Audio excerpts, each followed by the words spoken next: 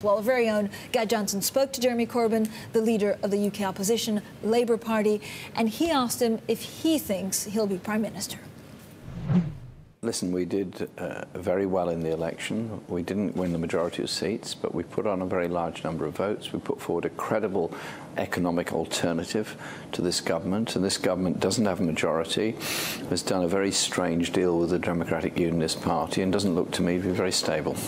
So you think things could change quite quickly? I think things could change quite quickly. We could, at some point, have another election. I don't know when, but we're ready for it. I'm very ready for it. Very ready for it? Yeah.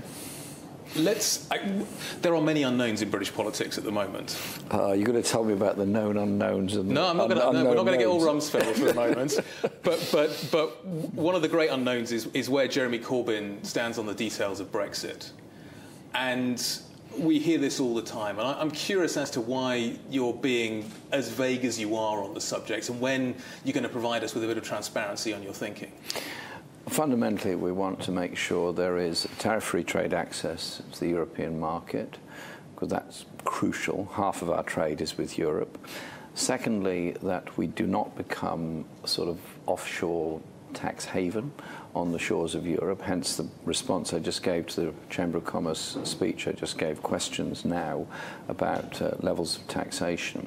Thirdly, that European nationals are guaranteed unilaterally rights to remain in Britain with full citizenship and rights of family reunion. I think that's crucial.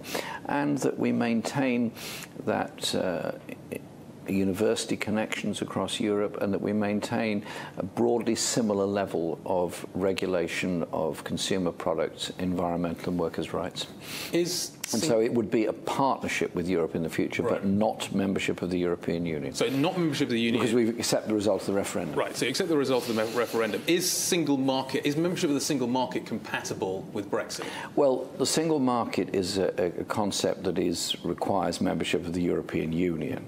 And so what we're looking for is a tariff-free access to the European market. Our shadow team, led by Keir Starmer, has had many discussions with the EU officials, members of the European Parliament, and we have a good relationship with socialist parties all across Europe who want to work with us for the future. And I'll be in Brussels next Thursday having an extended meeting with Michel Barnier to outline what our issues are. But would you be prepared to pay for access? At this stage, I can't give you a commitment. When will you be able to? When will you be able to say that? We will have the discussions. We will set out our general objective, and the general objective has to be a tariff-free access to the European market. That's key, because if you think of the number of British industries that are closely involved in Europe, you think of Nissan, you think of Airbus, you think of BMW, you think of Rolls-Royce, and perhaps to a lesser extent in the case of Rolls-Royce, but those companies all have supply chains on both sides of the channel, and a lot of manufacturing actually relies on a supply chain from Europe, and indeed some European manufacturer has supply chains from here. You can't break all that up without a massive dislocation and job loss, not just in the companies themselves, but in the local economy. So, for example, BMW decided not to invest further in its plant at Cowley. What's the effect on the local economy around that part of Oxford? Absolutely massive. Airbus in North Wales, massive employer in that area, very important employer in that area. They don't actually make a plane. They make important parts of it, like the wings, and take them over to Toulouse for assembly.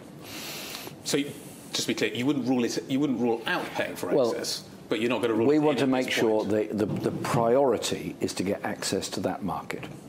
Right, but you haven't decided how you're going to achieve that yet. We will press for that, and that is our objective. It's a jobs-first Brexit that we're concerned about, protection of employment and job opportunities. Do you think financial services should be prioritised in the process?